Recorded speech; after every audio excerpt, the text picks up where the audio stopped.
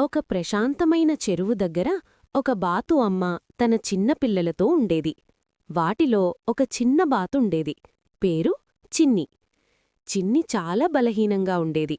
అందరూ దానిని చూసి ఇది ఎప్పుడూ బలంగా ఎదగదు అని చెప్పేవారు.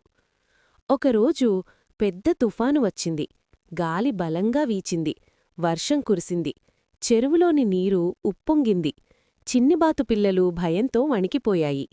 అప్పుడు చిన్ని ధైర్యంగా ముందుకు వచ్చి, అమ్మా, మనం భయపడకూడదు, అందరం కలిసి ఈ చెట్టు కిందికి వెళదాం అని చెప్పింది.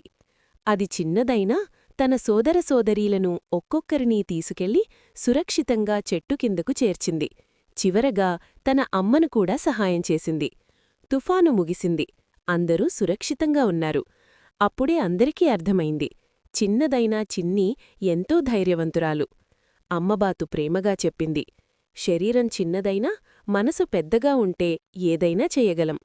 చిన్ని సంతోషంగా నవ్వింది. ఇకపై ఎవ్వరూ దాన్ని తక్కువగా చూడలేదు.